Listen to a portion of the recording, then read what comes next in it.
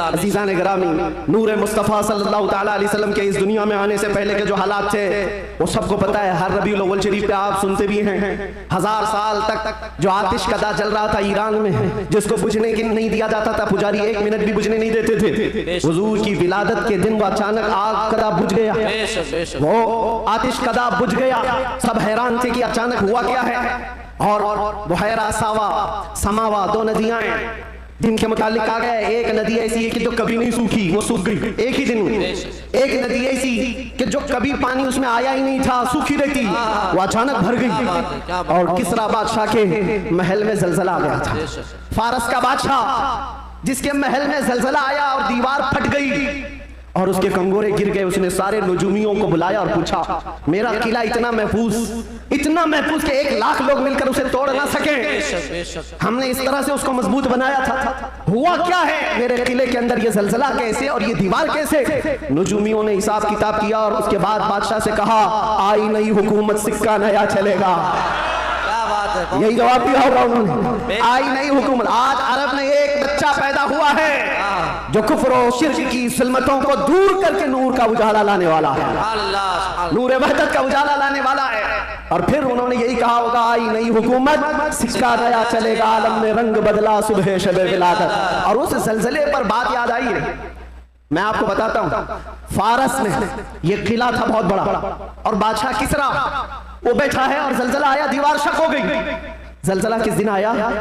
हुजूर की विलादत पर। आज भी कई लोगों के दिलों में भी जलजला आता है। क्या बात है, क्या बात है, बहुत जलजला आता है। बेशक बेशक। जब हुजूर की विलादत का जिक्र करे हिलने लग जाते वो, जलजला आता है। लेकिन तुम्हारे दिल के अंदर जलजला आने से हमें कुछ फर्क नहीं पड़ता, बेशक बेशक कुछ फर्क नहीं पड़ता। इसी जलजले को आला हजरत ने क्या फरमाया जानते हो? हश्र तक डालेंगे हम पैदाइशे मौला की धूम, मिस्ल फारस नजद के किले गिराते जाएंगे। बेशक बेशक, मिस्ल फारस नजद के किले गिराते जाएंगे। या रसूल अल्लाह, या रसूल अल्लाह, जिंदाबाद जिंदाबाद, आला हजरत, आला हजरत। आपको मैं ये बात जरूर अर्ज करना चाहूंगा, हुजूर पाक सल्लल्लाहु ताला अलैहि वसल्लम के आने के वक्त अगर ये हालात बदले थे, इनकलाब था, हुजूर की आमद से पहले अरब में जो हमेशा सहरा से जूझ रहा होता है, सूखेपन से हरियाली आ गई, बारिशें आ गई। उस साल जिस साल मेरे नबी की विलादत हुई, ये अजीब व गरीब चीजें अरब वालों ने देखा भी और लिखा भी और महफूज भी रखा। पूरी दुनिया में हो क्या रहा है पता ये चला जब नबी पाक सल्लल्लाहु अलैहि वसल्लम की आमद हुई थी तो पूरे दुनिया में एक इनकलाब आया था। इनकलाब आया था, देखने वालों की निगाहें देखी थी। आज मेरा विजदान ये कहता है, जब कभी सच्चे इश्क और मोहब्बत के साथ हुजूर की कोई आमद की बात करता है तो इनकलाब आता है। उस इनकलाब का असर आज भी मौजूद है। इनकलाब आता है, किसी के चूल्हे हिलते हैं, किसी के दरो दीवार हिलते हैं, किसी के अंदर नखुवत की आग भड़कती है और कोई किसी को कुछ भी आंख दिखाता है। ये सब हो चुका है हुजूर की आमद से पहले। और जब हुजूर पाक सल्लल्लाहु अलैहि वसल्लम तशरीफ लाए उसके बाद के हालात भी आपको पता है। मुख्तसर अंदाज में क्योंकि हर सुन्नी मुसलमान को ये जरूरी है कि वो अपने नबी की सीरत पढ़े, बल्कि हर मुसलमान। क्यों? उस रसूल को नहीं पढ़ा तो फिर किसको पढ़ेगा? किसको पढ़ेगा? ये मुजरा करने वाले नचनियों के बारे में तुम पढ़ते रहोगे, इनका बायोडाटा क्या है? जो जहन्नम का रास्ता दिखाते हैं उनके मुतालिक तुम पढ़ते रहोगे? नहीं, तुम्हारा शौक, तुम्हारी जुस्तजू ये हो कि मेरे मुस्तफ़ा करीम सल्लल्लाहु अलैहि वसल्लम की हर अदा को मैं पढ़ लूं, हुजूर की जिंदगी पाक को पढ़ लूं। अल्लाह के नबी सल्लल्लाहु ताला अलैहि वसल्लम तशरीफ लाए, हालात ज़माना बहुत अलग थे और रिवायतें तो ये बताती हैं पूरे मक्का में उस साल सिर्फ और सिर्फ जितने घरों में बच्चे हुए सब लड़के ही पैदा हुए, सब पैदा हुए जो थे वो लड़के थे। नबी पाक सल्लल्लाहु अलैहि वसल्लम की विलादत होती है और आपके वालिद गिरामी हज़रत अब्दुल्ला आपकी विलादत से 6 महीने पहले इंतकाल कर चुके हैं और बीबी आमिना की गोद में मेरे मुस्तफ़ा सल्लल्लाहु अलैहि वसल्लम तशरीफ लाए। और तशरीफ लाने का अंदाज भी बीबी आमिना कहती हैं, रजब के महीने में मुझे हमल ठहरा था और उसके बाद से मैंने अजीब व गरीब जो चीजें देखी हैं वो बयान से बाहर हैं। ना मुझे कभी हमल की तकलीफ हुई, ना पैर बोझल होते थे, ना सर में चक्कर आता था जैसे प्रेग्नेंट औरतों को होता है। जो हामिला औरतें होती हैं उनको तकलीफें होती हैं, बोझ उठाना होता है बच्चे का और उनके पाँव बोझल होते हैं, कभी उनको खाने में मजा खत्म हो जाता है, कभी सर चकराने लगता है, अलग अलग चीजें हामिला औरतों के साथ होती हैं, मतली आती है, उल्टी आती है। बीबी आमना कहती हैं जब से मेरे पेट में मोहम्मद सल्लल्लाहु अलैहि वसल्लम तशरीफ लाए मुझे कोई तकलीफ नहीं थी, न कभी मतली आई, न कभी चक्कर आया, न कभी पैर बोझल हुए, न तबीयत में गिरानी आई, बल्कि उसके बरास जो हालात थे बीबी आमना कहती हैं रात को सोती तो कभी ख्वाब में इब्राहिम अलैहिस्सलाम तशरीफ लाते और कभी मूसा अलैहिस्सलाम तशरीफ लाते, कभी ईसा अलैहिस्सलाम तशरीफ लाते और बशारत देते जाते आमिना मुबारक हो तेरी गोद में कायनात का आका आने वाला है।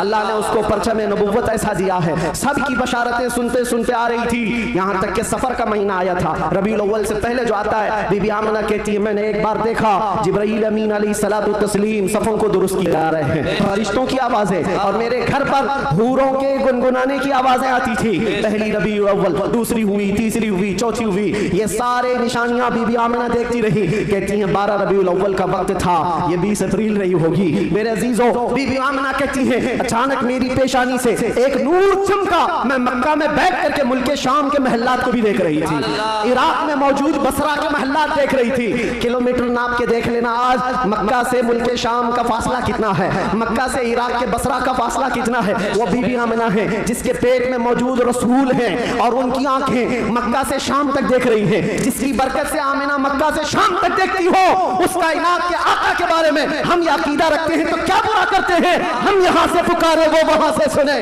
मुस्तफा की समाअत पे लाखों सलाम। क्या ये अकीदा बुरा?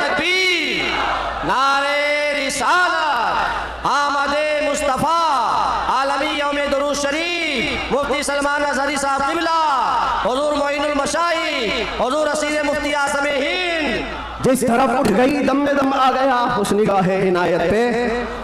हाँ, उस रसूल पाक सल्लल्लाहु अलैहि वसल्लम की जलवागरी से पहले बीबी आमिना ये बता रही हैं रात का वक्त था और मेरे घर पर ऐसा लगता था कि नूर की जमातें उतरती जा रही हैं। कभी मुझे गुनगुनाने की आवाजें आती थी और हूरों की आवाजें हों, फरिश्तों की आवाजें हों। सुबह सादिक का करीब वक्त आया था, अचानक मेरे घर में 3 औरतें दाखिल हुई। मैंने पूछा ये कौन है, कहाँ से आई हैं? कहा वो दाया थी, जो बच्चा पैदा होने के वक्त औरतें हेल्प के लिए, मदद के लिए आती हैं, उनको दाया कहते हैं। ये 3 औरतें आई थी, बीबी आमिना कहती हैं। मैंने पूछा कौन हो तुम, कहाँ से आई हो? उसमें से एक औरत ने कहा मेरा नाम बीबी आसिया है, मैं दूसरी ने कहा मेरा नाम बीबी मरियम है, तीसरी ने कहा मेरा नाम बीबी हवा है।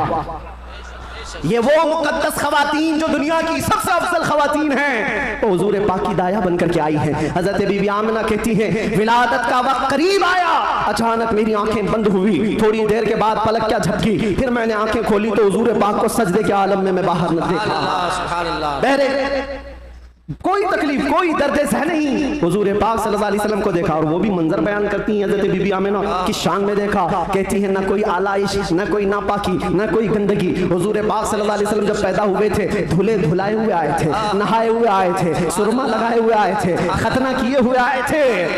और हज़रत बीबी आमिना कहती है सजदे के आलम में इस तरह से थे कि हुजूर पाक सल्लल्लाहु अलैहि वसल्लम के जिस्म का सामने वाला हिस्सा नजर ना आए।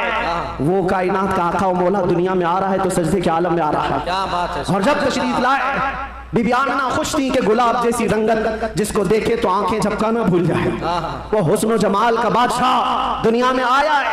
तो बीबी आमिना कहती हैं अचानक 3 फरिश्ते आए, 3 लोग आए, एक के हाथ में तश्त था, एक के हाथ में कुछ रुमाल थे, एक के हाथ में पानी था, और उन्होंने उठाया मेरे बच्चे को तश्त पर रखा, पानी डाला और रेशम के लिबास में मलबूस किया और गायब हो गए, चले गए। हजरत बीबी आमिना कहती है मैं परेशान हो गई, अजनबी लोग आए और लेकर चले गए। कहाँ चले गए, कौन थे ये, मेरे बच्चे को गायब कैसे कर दिया गया? थोड़ी देर गुजरी थी कि हुजूर दोबारा तशरीफ लाए। हजरत बीबी आमिना कहती हैं हमने पूछा ये कहाँ चले गए थे, कैसे? वो फरिश्तों ने कहा अल्लाह का हुक्म था माए कौसर और सलसबील से मुस्तफ़ा करीम को गुस्ल दिया जाए और जन्नती लिबास में मलबूस करके इनको ले जाया जाए। ले जाया जाए कहाँ पर? आने वाले फरिश्तों ने उठाया और जितनी कायनात रब ताला की बनी हुई है सारी कायनात की सैर कराई, हर जगह ये ऐलान करवाया फरिश्तों ने आई नहीं हुकूमत, सिक्का लिया चलेगा, आई नहीं हुकूमत, सिक्का लिया चलेगा। और उसके बाद सारे फरिश्तों में ऐलान, मलाए आला में ऐलान, सारे जिन्नात में, हैवानात में, हर दुनिया में ये ऐलान कर दिया गया कि हुजूर तशरीफ ला चुके हैं। क्यों ऐलान कर दिया गया? इसलिए कि वो हर आलम की रहमत है, किसी आलम में रह जाते, वो हर आलम की रहमत है, किसी आलम में रह जाते, ये उनकी मेहरबानी है कि ये आलम पसंद आया। नारे तकबीर, नारे रिसालत, आमदे मुस्तफा, हुजूर मोइनुल मशाइख, मेरे अजीज़ों, सईद नूरी साहब क़िबला, नबी पाक सल्लल्लाहु ताला अलैहि वसल्लम को पैदा होने के बाद बीबी हलीमा सादिया अपने घर ले गई, 2 साल तक दूध पिलाया और वापस ले आई। सैयदा बीबी आमिना रज़ियल्लाहु ताला अन्हा की परवरिश में थे। बीबी आमिना रज़ियल्लाहु ताला अन्हा के साथ 6 साल तक रहे और अपनी ननिहाल एक बार सफर पर तशरीफ ले गई। बीबी आमिना वापस आ रही थी अपने ननिहाल से, जो मदीना है आज वो उस वक्त यसरफ था, वापस तशरीफ ला रही थी। मकाम अबवा में बीबी आमिना का इंतकाल हुआ। 6 साल के नन्हे हाथों से मेरे आका सल्लल्लाहु अलैहि वसल्लम ने हजरत बीबी आमिना की तदफीन फरमाई और उसके बाद वापस आए तो दादा अब्दुल मुत्तलिब की कफालत में थे। 8 साल की उम्र तक हुजूर सल्लल्लाहु अलैहि वसल्लम अपने दादा की कफालत में रहे। जद्दे अमजद हजरत अब्दुल मुत्तलिब 8 साल की उम्र में इंतकाल कर गए तो फिर चचा अबू तालिब ने हुजूर की कफालत को ले लिया और उसके बाद अबू तालिब की कफालत में रसूल पाक सल्लल्लाहु अलैहि वसल्लम परवान चढ़ते रहे। 11 साल की उम्र हुई तो पहला तिजारती काफिला जो मुल्क शाम जा रहा था, अबू तालिब के साथ सफर किया। सफर के दौरान एक राहिब था, ईसाई था, बड़ा आलिम था। उसने देख करके पहचान लिया और कहा, अनकरीब एक आखिरी रसूल आने वाला है जिसका नूर पूरे कायनात में फैलेगा और जिसकी रोशनी से हर कोई हर जगह की जुल्मत छट जाएगी। और मुझे ऐसा लगता है वो नूर वाला रसूल अबू तालिब के तुम्हारा भतीजा है। बशारत दे दी और कहा, इनके दुश्मन यहूदी होंगे, कत्ल कर देंगे, इनको वापस ले जाओ। वापस ले आए। मुल्क शाम में यहूदियों के करीब न जाने दिया। हुजूर पाक सल्लल्लाहु ताला अलैहि वसल्लम परवान चढ़ते रहे। जब आपकी उम्र 18 साल की हुई तो ये जंगों में शिरकत भी आपने फरमाई, जो उस वक्त की जंगें थी, जो हल्फुल फिजार भी कहा जाता है। और उन जंगों में शिरकत के बाद नबी पाक सल्लल्लाहु अलैहि वसल्लम ने 25 साल की उम्र में फिर तिजारत का सफर फरमाया। 25 साल की उम्र में आपकी जहानत, आपकी दानाई, आपकी सदाकत, आपकी अमानत सारे मक्का में मुसल्लम थी। हर कोई अजमत एहतराम से देखता था। फिर जब तिजारत करके काफी माल नफा का लेकर वापस तशरीफ लाए, मक्का की सबसे ताहिरा, पाकीज़ा, अफीफा खातून खदीजतुल कुबरा जो बेवा थी, 2 शोहर से उनके इंतकाल हो चुके थे। 2 शोहर पहले उन्होंने हज़रत रसूल पाक सल्लल्लाहु अलैहि वसल्लम की अमानतदारी देखी तो निकाह का पैगाम दिया। अल्लाह के नबी सल्लल्लाहु अलैहि वसल्लम ने कबूल फरमाया। 25 साल की उम्र में आपकी पहली शादी मुबारक। फिर हजरत खदीजा के साथ आपने निकाह करके अज़दवाजी जिंदगी शुरू फरमाई। आपकी औलाद हुई, हजरत ज़ैनब हुई, हजरत रुक़ैया हुई, हजरत उम्मे कुलसूम हुई, हजरत बीबी फातिमा ज़हरा हुई, हजरत अब्दुल्लाह हुए, हजरत कासिम हुए। 6 बेटे हजरत खदीजा के पेट से पैदा हुए। और जब ये हालात जिंदगी आगे बढ़ती गई, मक्का वालों में आपका अज़्म, आपका मकाम मर्तबा ऐसा था कि आपसी झगड़े फसादात हो। हुजूर पाक सल्लल्लाहु अलैहि वसल्लम के एक इशारे से कई कबीलों के वो मसले जो कई सालों से अनहल थे, ला अनहल थे, वो हल कर लिए जाते थे। फिर जब 40 साल की उम्र पाक हुई, रसूल करीम सल्लल्लाहु अलैहि वसल्लम की आप गारे हिरा तशरीफ ले जाते थे, खलवत में इबादत करते थे। फिर वो फरिश्ता आया जिब्राइल अमीन कुरान की आयतें लेकर के और हुजूर से कहा, इक़रा, कहा पढ़ो। हुजूर ने कहा, मा अना बिकारी, 3 बार कहा। उसके बाद कहा, इक़रा बिस्मि रब्बिकल्लज़ी खलक़, पढ़ो अपने उस रब के नाम से जिसने तुम्हें पैदा किया है। अल्लाह के नबी ने पढ़ना शुरू फरमाया। 5 आयतें उतरी, उतर कर गारे हिरा से वो सूए कौम आया है, जहां को अंधेरों से निकालने वाला वो रसूल तशरीफ लाया गारे हिरा से। और जब तशरीफ लाए फिर अल्लाह के नबी सल्लल्लाहु अलैहि वसल्लम ने ऐलान नबूवत फरमाया। मक्का वालों को जमा किया, अपने नबी आखिर ज़मा होने का, अल्लाह के एक होने का ऐलान किया। मानने वालों ने माना, चिढ़ने वालों ने चिढ़ना शुरू किया। दुश्मनियां यहाँ से शुरू हुई और झगड़े फसादा शुरू हुए। सहाबा जो बनते चले गए हुजूर के, शुरू में गरीब थे, कमजोर थे, ज़ईफ थे, उन्हें मारा गया, पीटा गया, तकलीफें दी गई। 50 साल की उम्र पाक थी रसूल पाक सल्लल्लाहु अलैहि वसल्लम की, जब आपका सोशल बाइकाट किया गया था। 7वां साला हुजूर का बेअसत का था, नबूवत का 7वां साल था। आपका पूरे मक्का वालों ने मिलकर सोशल बाइकाट किया था। शब अबी तालिब की घाटियों में हुजूर महसूर रहे अपने खानदान के साथ। आपको दाना पानी कुछ नहीं जाने दिया जाता था। पत्ते खाए हुजूर ने और चमड़े उबाल करके खाए। 2 साल का अरसा गुजरा था तो फिर ये हलफ, ये अहद तोड़ दिया गया। और फिर 50 साल की उम्र पाक थी हुजूर की, जब बीबी खदीजा का भी इंतकाल हो गया। 4 महीने के बाद अबू तालिब का भी इंतकाल हो गया। वो आमल हुज़्न था, गमों का साल था। नबी पाक सल्लल्लाहु अलैहि वसल्लम पर गम, उसके ऊपर गम के ऊपर गम आते गए। और इधर सहाबा की परेशानियां, बहुत सारे सहाबा हिजरत करके हबशा चले गए। अल्लाह के नबी सल्लल्लाहु अलैहि वसल्लम इन आजमाइशों से नबुर्द आजमा थे।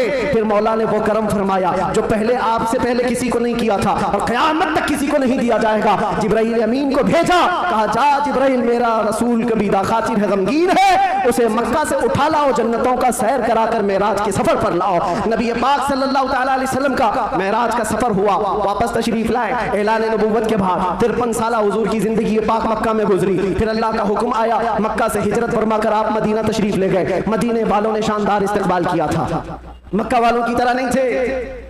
मदीने वालों ने शानदार इस्तकबाल किया था। हुजूर का 9 दिन तक उन्होंने इंतजार किया था। आज जो मौलूद में हुजूर के जिक्र का इंतजार करते हो ऐ सुन्नियो, ये मदनी जिंदगी का अक्स है, ये मदीने वालों की सुन्नत है। बहुत सारे लोग ये कहते हैं ना हुजूर पैदा हुए थे तो मक्का में कोई ऐसी खुशियां ऐसी मीलाद थोड़ी ना मनाई गई थी, तुम लोग क्यों मनाते हो सुन्नियो? उनसे ये कहो मक्का में जब हुजूर पैदा हुए थे तो सब काफिर थे, काफिर थे। हाँ, बीबी आमिना हज़रत अब्दुल मुत्तलिब को छोड़कर बात कर रहा हूँ। उस वक्त खुशियां मनाई बीबी आमिना ने भी, हज़रत अब्दुल मुत्तलिब ने भी। हाँ, सवाल करना है तो ये सवाल करो, जब हुजूर ने ऐलान किया था अपने नबूवत का और 13 साल बाद जब मदीने आए थे तो मदीने वालों ने खुशियां क्यों नहीं मनाई? ये पूछना है तो पूछो। हम तुम्हें तारीख की हर किताब खोलकर सन्नाटेदार थप्पड़ मार करके भी बताएंगे वो बनु नज्जार की बच्चियां जो पढ़ती थी, आज भी हर मस्जिद से आवाज आती है तला अल बद्रु अलैना मिन खनियातिल वदाई वजबत शुक्र अलैना मा दआ लिल्लाहि दाई। वो बच्चियां क्या कहती थी? ये दफ बजा बजा कर हुजूर का इस्तकबाल करती थी। वो यूं कहती थी, अरे सनियतुल वदा की घाटियों से हम पर 14वीं का चांद आ गया है, अल्लाह की तरफ बुलाने वाला रसूल हमारे दरमियान आ गया है, हम सब पर अब शुक्र वाजिब हो गया है। ये मदीने वालों की खुशियां थी। मेरे अजीजों, पहला साल था, दूसरा साल, फिर जंगे बदर हुई, फिर उसके बाद 1 साल के बाद जंगे उहद हुई, फिर उसके 1 साल के बाद ग़ज़वा खंदक हुआ, फिर ये जंगे होती रही। तकरीबन 17 जंगे हुजूर पाक सल्लल्लाहु अलैहि वसल्लम बनफ्से नफी शरीफ फरमाए। ये 10 साल के अंदर उसमें कई अल्लाह के नबी सल्लल्लाहु अलैहि वसल्लम की ज़ौजियत से शरफ याब होने वाली ख़वातीन भी आई। हज़रत सौदा आई, हज़रत मैमूना आई, हज़रत उम्मे सलमा आई, हज़रत आयशा भी आई। ये 2 हिजरी की बात है। हज़रत आयशा हुजूर पाक सल्लल्लाहु अलैहि वसल्लम की बारगाह में रुखसती लेकर के आई। हज़रत आयशा, हज़रत सौदा, हज़रत उम्मे सलमा, हज़रत हफ्सा आई, हज़रत सफिया आई, हज़रत जुवैरिया आई, हज़रत आखिर में हज़रत बीबी मैमूना आई और बीबी मारिया किप्तिया आई। उनके पेट से हुजूर पाक सल्लल्लाहु अलैहि वसल्लम के एक बेटे हज़रत इब्राहिम भी पैदा हुए। ये 6 साल गुजरे थे। 7वां साल था जब नबी पाक सल्लल्लाहु अलैहि वसल्लम 1400 सहाबा के साथ मक्का तशरीफ ले जा रहे थे उम्रा के लिए। मक्का वालों ने रास्ता रोक दिया, परमिशन नहीं है। बहुत सारी जगहों पर जिनका गलबा असर और रसूख है समझते हैं हम जिसे चाहेंगे परमिशन देंगे।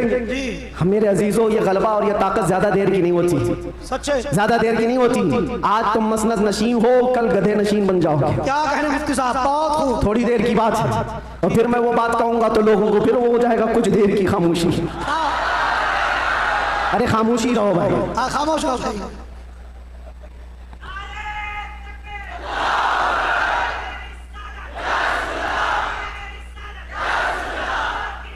मैं सीरत अर्ज कर रहा हूँ हुजूर पाक की और साथ ही मुअज़्ज़ज़ व मुअक्कर व मोहतरम हज़रतुल अल्लामा सैयद मोइन मियाँ साहब क़िबला भी यहाँ हैं, जिम्मेदार लोग हैं, इनके बहुत सारे मामलात भी हैं। लेकिन मैं आप सबको एतमाद में रखते हुए, इत्मीनान दिलाते हुए अर्ज करता हूँ कि इंशाअल्लाह अज़ीज़ ऐसा कोई जुमला नहीं होगा जो आप पर आफत बनेगी, कोई बला। और जाहिर सी बात है डिपार्टमेंट वाले सारे लोग ये परेशान होते, किसको बुलाया किसको बुलाया। बहुत सारी जगहों पर ऐसा लगता है कोई ऊपर से कोई मखलूक आ रही है।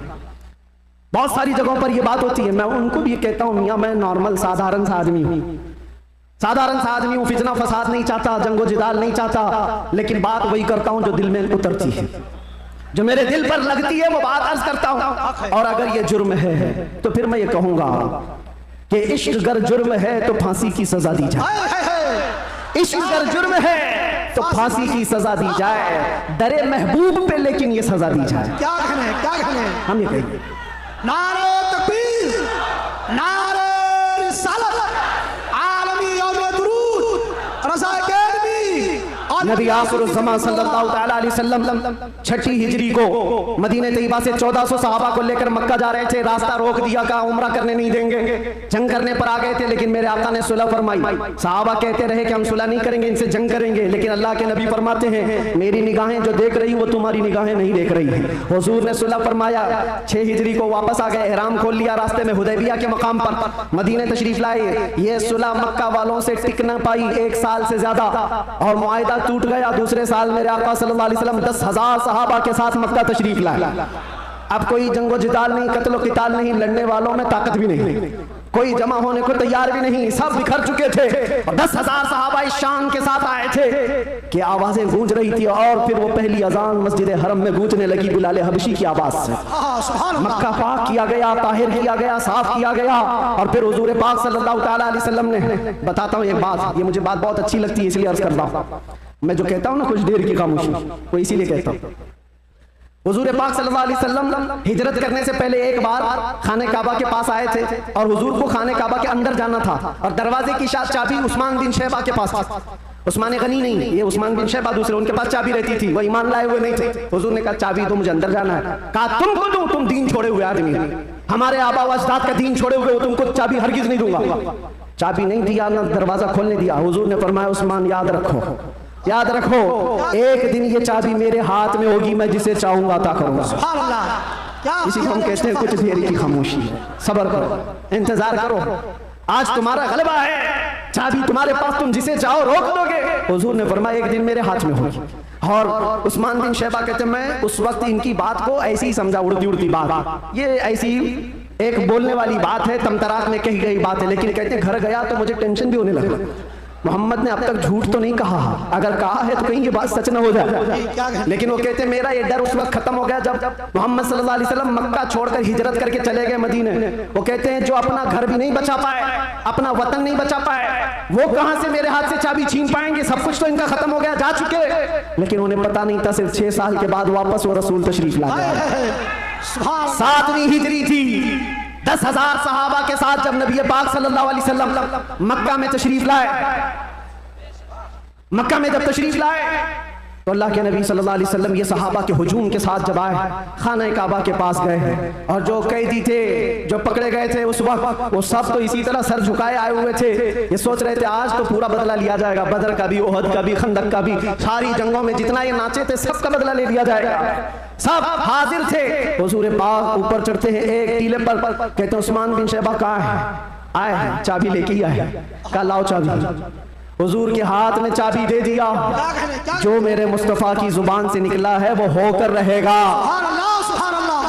अल्लाह के नबी ने फरमाया, हदीस सुना रहा हूं, अल्लाह के नबी ने फरमाया इस रुए जमीन पर एक दिन ऐसा आएगा कि पूरे खित्ते पर एक भी आदमी ऐसा ना होगा जो ला इलाहा इल्लल्लाह ना बोलता। हर इंसान ये दीन गालिब आकर रहेगा, ये उसी रसूल ने फरमाया है। हाँ, ये मत पूछो अभी क्यों नहीं हो रहा, कल क्यों नहीं हो रहा, परसों क्यों नहीं हो रहा, हालात है कुछ देर। उसके बाद मेरे नबी ने जो फरमाया है वो हो